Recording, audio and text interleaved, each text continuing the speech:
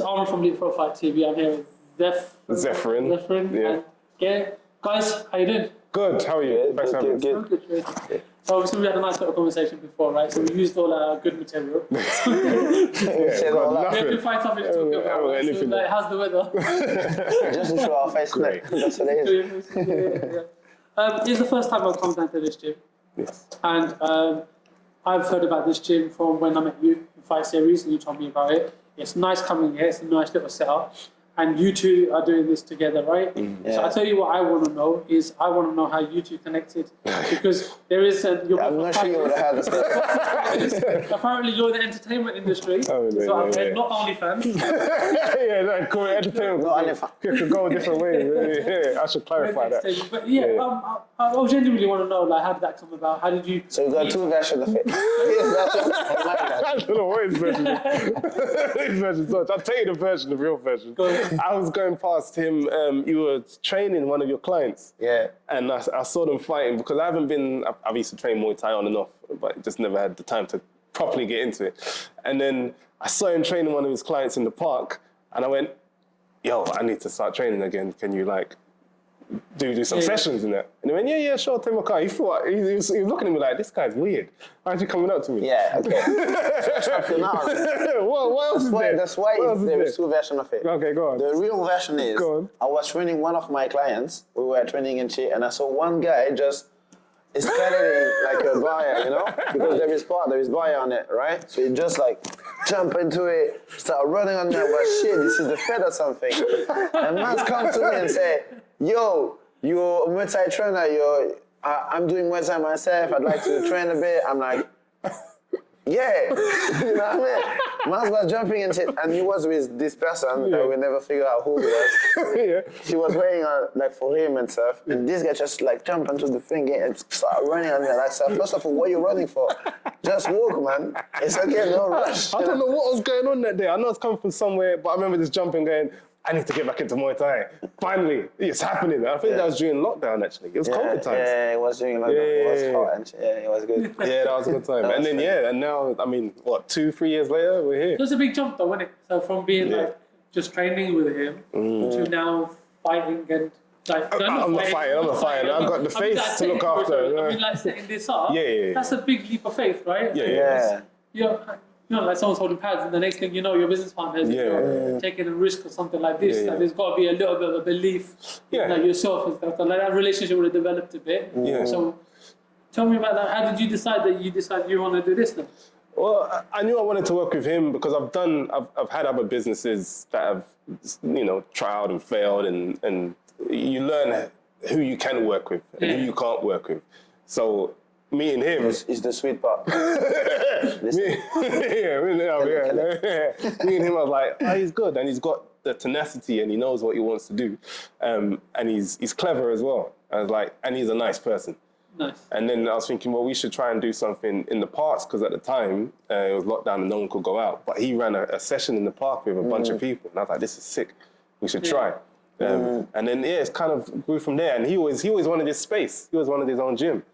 Yeah. And I was a bit hesitant, but he went, I believe him. When he talks, I believe. And so here we are. Yeah, he walks like that, that's true. And for me, it was more that, I'm not from London and from France and shit. So I first came here, doing myself, try to figure out my life in it. And start working and doing PTs and stuff. And then I have my babies, and I'm like, okay, you're doing Muay Thai, but as we discussed before, there was no money really in fighting. So I said, okay. And I hurt my knees, and I hurt my shoulders, I hurt my hands. I'm like, okay, so if I need to stop fighting, what else I'm gonna do? Yeah. PT, it's okay, but I won't hold past my whole life. It doesn't work like that, right? At one point, I'm gonna get too old, and it's not gonna be possible. So I met you, and you had decided to, okay, I want to do something, and I did want to do something because it's cool to work for someone. But I mean, let's be honest, it's tiring to make someone rich, you know what I mean?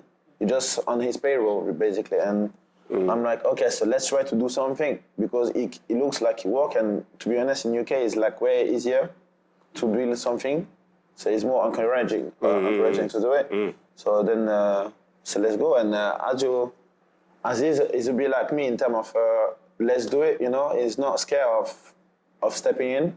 Yeah. So that's how it works. Yeah, and then decided to do it. How does it feel for you? Because that's a lot of belief coming from him into you.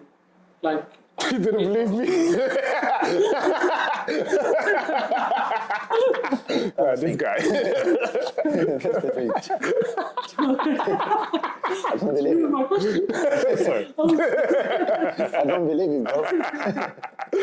No, but it's a big deal, isn't it? Like, obviously we've got businesses going on as well, and it is a big deal when you partner with someone, and there is risk associated with it as well. And there is an element of belief and trust that you have in someone and their capabilities. And it's nice to have that. But someone turns around and says, "Look, I'll take this risk with you," right? Yeah, I'll take this risk with you. I'll do this, and I'll do run this for you. And that's a big deal. Yeah, it's a huge deal, but I like to work in a percentage. So, okay, we got like 90% chance this thing's gonna work. So what are you gonna do if it's fall off, you know? So always got that plan B. And it's not that I'm not trusting it or I do trust it fully. It's like it's not your fault if it doesn't work. It cannot work. It's not gonna be because of you or because of me. Yeah. Maybe yeah, maybe not, but it's more like, okay, if it doesn't work, what I'm gonna do? You know what I mean? But if I don't try, I will never know if it's working or not. And it was the best kind of mix to make it work. So I said, like, Because I remember when I was, I interviewed you when we were at the Q unit, right? Interviewed then, and I did my research on you a little bit. So what happened was, when you come to the UK, and this is a bit like, I don't know, ignorance maybe, but in the UK, they just think that that's when your fight career starts, right? Like, you had all these kind of fights in Thailand and all this, and so much experience when you come over. That in the UK, it was like he was a newbie. You're like, no, what are you talking about, man? This guy's destroying people there, and all the like good fighters, and he's come over, and it's like a newbie, so on. So there's so much knowledge that you have, and I think for a fighter, the hardest part is not so much the knowledge, is having the knowledge and being a teacher. And I think you transition that really well. You have that kind of personality where you're a good teacher as well. That people they feel comfortable learning from you. Makes sense? Yeah. Yeah, I've seen him work. He's a technician. Like when he's detailed. And I was like, George, I can't. And he's like, come on, get it right. And so I know, like, I'll say this analogy, well, not analogy, story, this parallel story kind of loosely. But it's like when I go to get a haircut. I'm looking at how the barber is doing the hair. I'm like, what is your precision? How much time are you taking? And those things really stand out to me. And when I saw him doing these things and how he was training me as well, like, no, he's got skills. He's got skills. So, tell me about this gym now. Tell me in terms of how it's going so far. Because you've opened a year ago, and a lot of it's been word of mouth, and you've got decent engagement. You've got decent people coming into the gym training, so things are going well. That's good for your reputation, because they're not staying because you're shit.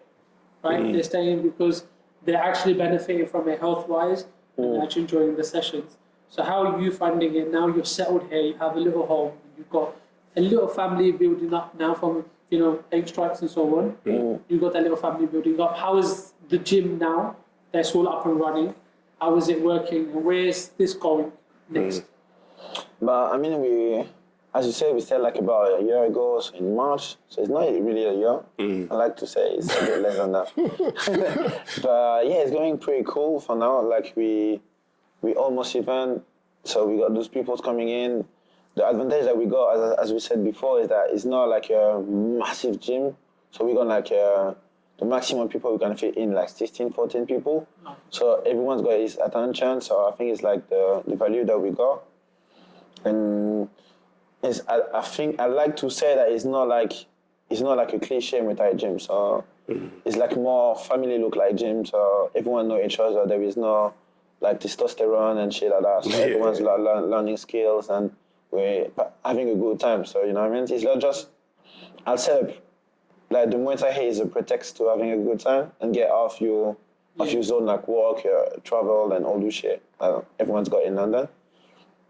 Of course, we got some fighters, as you saw, in the fight series, but it's not like all of it. It's not a bit only punching each other out. It's like having a good time. That's where it starts. Yeah. It starts with that. But that's a testament to yourself if you started in March and you've got fighters out and fight series, they would have got matched a few months before fight series, which means within like what 6-7 months, you're starting to get people to a level where they can compete. Yeah. And they're having good. And they're pretty good actually. They won.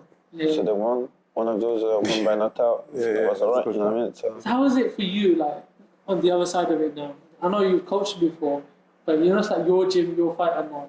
Like it's like your little baby, innit? yeah. It's in the ring. And it's in That's the why I cage, said you're to everyone. Everyone here is like, even though there were some people that are older than me, obviously, but I all call them my kids. You know, because I all like told them off, or you know, like encourage them, and okay, you're my babies. You know what I mean? It's like it feels a bit like that. I'm stressing as well when I bring them out to the ring. I'm like, fuck you know. It's like my son's gonna get beat up or maybe not, you know what I mean? It's like shit. That's one of the things that I find, like, you know, with fighters, yeah. So when they go into fight themselves, they're in the zone, innit? Like, Yeah. they love the weigh-ins, and then they go into the arena, they love the music, and everyone has the different little kind of things that they do before the fight comes. And then you see them when they're fighting. Yeah. That's true, man. That's true. Because you're the one who putting this person in risk. Yeah. So it's like yeah, if something happened to you, I'll feel it's my fault. Yeah. Does that make sense? So I'm the one who teach you what you know now. So if you don't do it, it's a part of my job to make you succeed on that, you know what I mean? So I got like a responsibility in that. So that's why I like to say like they're like my kids, because yeah, I put you in there, man. Even if you're a grown man and you didn't want to do it, but I'm the one who told you that you can't do it. You know what I mean? So if I'm lying to you, that is a problem. So, You're drawing off your own fight career as well, isn't it? Like you're not coming into this like a novice. You fought before, so you know how you want to be treated. Right? You want your coach to be there with you. Right, the coach is there. You know you made the decision to step in the ring. But the coach is with you. Right? It's one of those weird ones where they say it's like an individual sport. You have a whole team that comes with you, innit? That's very Do you know true. what I mean? There's that element there. Where are you in terms of fighting again? Are you going to fight again, or is this going to be your dedicated time to this? How would that work? No. When you do decide, I got some more things to do into Muay Thai. Like personally, like of course I'd like to have my world title that I missed that last time. I had like so much injury this year. I think like was a big of everything, you know, like too much on my plate. So my body said that, look, if you don't want to stop, I will make you stop. And that's what I did. So now I dislocated my shoulder like a few months ago. So now I'm just recovering and start to do like physio and stuff. But yeah, I'll be back. Like hopefully soon. But do you think you matured as a fighter now? So you know, like when you're young and the fighters start out, it's like they want to fight everyone, innit? Yeah. It's like I want to fight every week. But then the older you become, the more experience. I don't mean old in age, but just experience as a fighter. You think to yourself, actually, you know what? I need to recover. I need to get okay. And then when I'm in a good place, then we'll fight again. Yes, 100%. Like that's why because like now I know that I did fix me an age to stop, and I know that okay, I'm starting to reach this age. So I said like I will stop at 35. Now I'm 32, so I'm like okay, look, you got like 3 years now. It's time to do something. So I don't want to pick up. I don't want to like fight like as you say like Robert from Ealing or whatever. You know, I like to fight some good people who are gonna be beneficial for my career as well. Yeah. And as well, I want to fight some people who are gonna help me build my gym, like getting a bet or whatever. Gonna help for the commercial, of course, you know. So on the business side, you're the business brains, I take it, yeah? We're both business brains. I'm just the guy behind. So what I was saying is in terms of like the gym and in terms of him fighting, how would that work? And in terms of like where your vision is for this gym, in terms of where you want to grow? They work hand in hand. So just to echo what he said, essentially, if he's doing well and he's out there, it's going to bring eyes to the gym, and that's the bonus, really. It's not about winning, losing, but it's about what the integrity and the type of fighter. The type of fighter you are would always attract me. Yeah. And that's bottom line for me. And I know they're all gonna pay off. So together, is that like obviously the way you want to fight, the way you do fight, an exciting fighter, is that how you want your fighters to be, that represent your gym? Do you want them to be like that, like side and they conduct themselves in that manner. You know, that's important. Well, you know, 8 Strikes. Well, for me, when I take the term, the name 8 Strikes Corner, it feels like, for me, it's a connotation of if you are backed up in the corner, you can use your 8 limbs to do something, and that resonates with me. That idea of, you know, you're pushed, your back is against the wall, and you can fight out of that and become victorious. You have the tools to do that. So that's where the name kind of feels like it lives beyond just the title for me. And I always feel like that's the type of fighters that I want to see or I like seeing in the gym. And if you got the use of your 8 limbs, you know that you can get out of tricky situations. I've seen him coach certain people to get out of those tricky situations. I'm like, that's quite sick and profound. Yeah. You know, so so I feel like it's already there in that realm. I don't know, you probably have a different idea, but No, that's what you're saying. I mean, I can't say much compared to what you said because you say it all. You say it all there. Because like, one of the things, right, like, that I find when I talk to coaches, it's always really hard to balance the style, the fight style. So, like, for example, you might fight a certain way, and let's say if you were fighting, you might fight a completely different way, and then the coach has to balance those two styles. Do you know what I mean? Like, sometimes it's like switching your own ego off and saying, well, actually, you know what, I like to fight like this, but actually you're going to be better at fighting like this. And then supporting that fighter in that way. It'll be interesting to see how that kind of dynamic looks. Yeah, but yeah, that's really good what you're just saying. Because a lot of, like in my, you know my style now. You've been seeing me fighting and shit, and I'm a special fighter, so I got my weapons. Yeah. But I think like for me, like Muay Thai, as you said, like is like so complete as a martial art. So you can't be only like me. Because I got like my physical attribute, I got my way I'm thinking, my mentality and things like that. That make me that kind of fighter.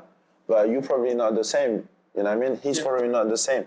So my concept of teaching is building the best version of what you can do. I don't want to be like me. I don't want you to be like me. I want you to be the better yourself. So that means you're gonna win because you can do this. So of course, I'd like to teach you something that to be out of your comfort zone. But if I can see that, okay, this guy, he got nice boxing. Even if he's a newbie, I can see, okay, he got some hands. I will try to build this up. You know what I mean? Of course, I'd like to teach you some like tricks and be a bit more female and things like that. But I'd like to keep that as a base, you know? So I'd like to build fighters out there. I don't want to change them. I want to just make them better. No, good. Because I see it quite a few times where you get some coaches, and this is where I was saying as a teacher, it's really important. Sometimes the levels are two different things because you could have a Muay Thai fighter that's really, really good, and what that fighter does is wants everyone to replicate what he does. Everything. I want him to replicate what, because that worked for me, but it doesn't necessarily work for someone else. Exactly. Do you get where I'm coming from? And it's being open-minded enough to say, actually, you know what, this is different. You fight different to me, and giving them putting in the arsenal, right? Here's a little sweep that you've got. So you might not use it like I use it, but you might use it with your hands and then put that in something like that. Yeah, exactly. That's why I don't want people said like, because everyone know that, okay, I love clinching. Yeah, it's not a secret anymore. I love clinching. But I don't want people say like, oh, they're from 8 Strikes, so okay, mine you clinch. You know, I don't want that. I want like, okay, they're 8 Strikes, they're good at everything. Okay, this one might be like a fucking good puncher, or this one's a good kicker, or whatever. I just want them to say, okay, in Israel there is good fighters. You know? So let's say you decide to fight, and we touched on this before we recorded.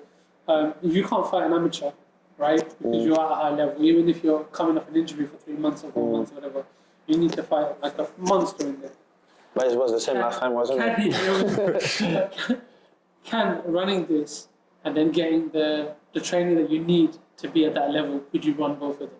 That's my question to you, because and this gym is still very much newbies in it. And there's no one in the gym that's elite like your level. I'm assuming, I don't know what you've got, but I don't think you've got loads of A classes and ranked fighters. So would you get enough sparring or stuff like that? But so now, I mean, for now and for what I did before, I'm still training with Team 2. Okay. So it's still my gym. So I'm running this gym. I got my fight on this gym, but I'm still part of it. I'm still loyal. I'm still loyal to Phil and MTGP and whatever. But it's of course it's taking time to be here. But that's why I did like last time, of course, I had the same injury and come out from the injury and have to do that world title and chase, so it was a bit tricky. But it was beneficial because I know how it works now. Yeah. I know that how I'm So you're confident you can balance the two. Yeah. Excellent. Because it's not because last time, I did a close fight, but I didn't win or whatever we can say, whatever we can. But I know that, I did something wrong, I did something good. So maybe if I cancel the wrong part of it, it might work.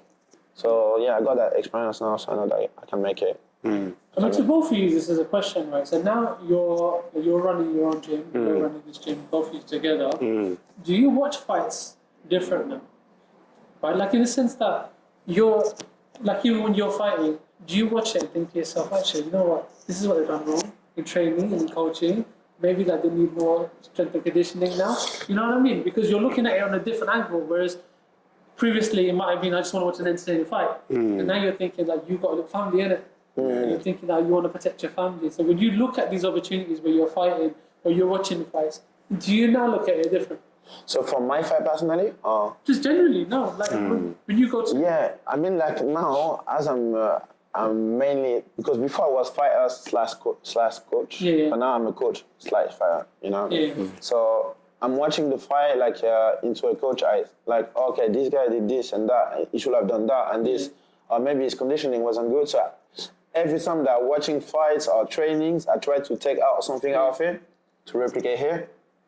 Rather before, it was more, this is sick, I will try it out on the training. But for me. So now I need to understand it more. You have to teach it. Yeah, to be able to teach it to someone else. You know what I mean? So that's a bit different. Yeah, that's true. Yeah. So you were saying that one of your plans this year is to do an interclub in here. You coming? Big challenge. Big challenge. Shout it out, bro.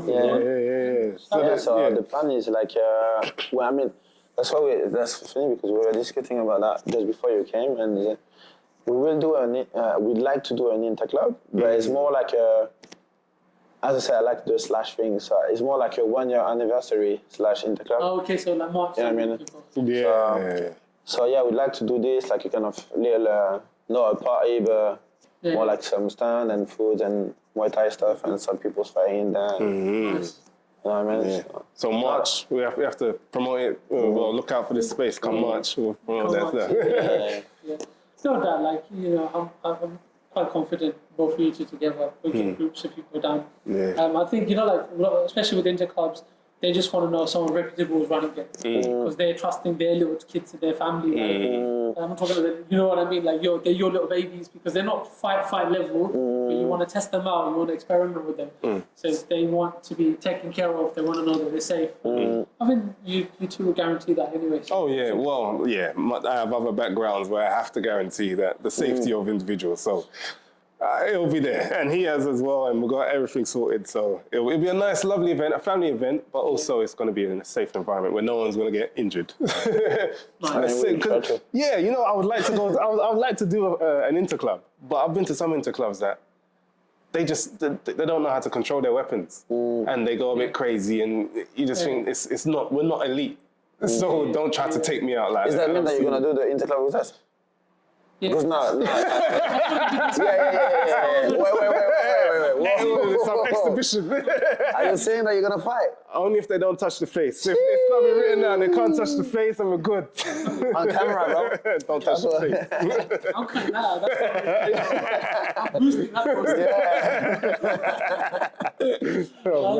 That's good. Yeah. I've seen it where you get, like my son was fighting, and he had an interclub, and he fought this kid, and this kid was fighting on shoulders. Yeah. You're thinking to yourself, like, bro, this is like my son's second fight, right? It's this kid. Like, I swear we covered him in the shoulders. That's what I don't like. Last time, I mean, one of the first interclub that I'm bringing people in London, like one of my guys, they fought another guys, and maybe 2 weeks before, he fought for an A-class title. Really? Yeah. I'm like, why are you doing here? It's not a sparring session. Yeah. You know what I mean? Like, no. Yeah. It's not cool. You know, like I've noticed, right, in some gyms, right, some of the more bigger gyms, is you get fighters that pretty much only do interclub, right? They don't have the confidence to go into like a pro show. And I'm not talking about like A class, but even like N class or something on a pro show. but they just constantly fight interclub. So like, I'll be to an interclub and like my son goes and then, you know, connect anyway. You go to an interclub and you'll see fighters there and you think, guys, talented, this guy's amazing, guy's going to be excellent. And then you come in like 3 months' time and he's there again. Like, it's talented here. And then you come again 3 months later, like, what's going on here, man? And then that gym says, we haven't got no fighters to go forward to shows. And you're thinking, oh, like, I just... You see, the confidence comes in with them being able to beat up people. That's what it is, and then they can't leap from there. Yeah, exactly. But that's what it is. That's for me. That's wrong, innit? Like you reach a certain level, if you still want to get tested, then go with it. Because you're not fighting A class, you're fighting N class, but you're fighting someone that's a little bit more competitive than what you're fighting there. And if you choose to only be N class, fair enough. I don't hate on you, right? Stay there, but you can't be like. Constantly just become like just...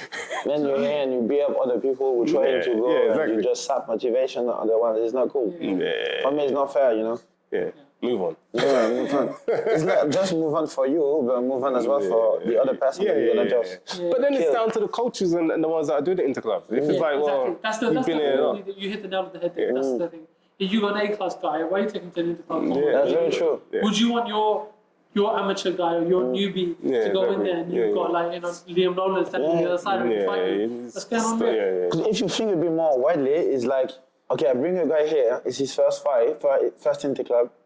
He fight your guys, which is like amazing. He's fighting like for like actual show. He beat my guy up and he just killed his dream. So that after what he's gonna do? I mean, he tried it, he got beat up like shit, and he don't want to do it again, which I understand. You know what I mean? Yeah, exactly. The whole idea of the interclub is to get a feel for if you want to do it. That's the whole idea of it. You go there, you're not 100% sure if you want to do it. And some people, that is their world title, right? They'll come to the gym and they've done their little bit, they've done the training, they drop their weight and they just want to experience it once. And for them, that interclub might be it. And they step in there and you've got someone there that wants to take their head off. Yeah, exactly. Yeah. I've seen it, man. It's not nice to look at. Cool. And I've seen it with kids and I've seen it with some women. Like when they get hit and they're like, whoa, I don't want this anymore, take me out. And you think, it's not right for you to be putting yourself in that situation. You know? It's not good. It's a bit tricky. Anyway, before we end, is there anyone you want to thank or do a little pitch in terms of what your gym's about? Who should we thank? Well, I want to thank you, man. I thank us for taking the lead. All the struggle, all the space that we're looking at. Yeah, exactly. No, and also, you know, where we are, we're in North Acton, and it's a really interesting area because there's a lot of like industrial spaces around, but this where we are, we're in Excelsior, and they're all creatives in here. And the one Johnny, who's helped us out a lot actually, who runs Excelsior, is really, and they've like changed this whole space. This was nothing. It didn't have a roof. Okay. So they kitted it out for us, and then so they've.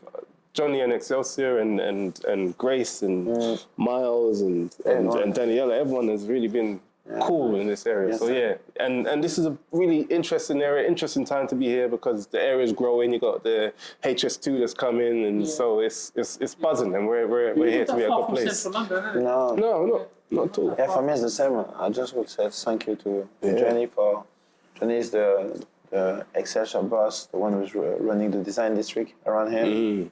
To Grace, to all those members, because without members, we got, you know, as I said before, the gym doesn't make the fighter, it's the fighters who make the gym. So all the members who are coming in and trust us, all the support of the family who keep like supporting us, all the people that I look up to, like my coach Phil, because obviously he's inspiring me, and all the fighters, all the successful people can inspire us, isn't it? Thanks to you as well. Thanks to you as well. The bromance is real. Okay. I don't like it. I got white. For me, thank you for letting me come down. Pleasure. It was nice meeting you. I do feel like we had a nice long conversation before this started, and I genuinely think there's a good vibe between the two of you. You can tell like you gel off each other and so on. This thing is going to be a success, I have no doubt. And I reckon like Cheers, man. Thank you very much. there'll be a conversation soon where you're saying, "Oh, we need a bigger spot." Can we knock through the wall? Johnny, we praised you on that video. Did you knock down that? Yeah, not that long for us, Johnny. Yeah. Actually, it's not going to be this wall. It's going to be this wall. Yeah, we're moving into there. It's true. You don't need that coffee shop. Get out. That's good. It's- No, okay. Thanks, you. thanks, Thank man. you. Thanks Thanks a lot for coming in as well. Listen. And sorry to Joe and Shana. I chose Omar.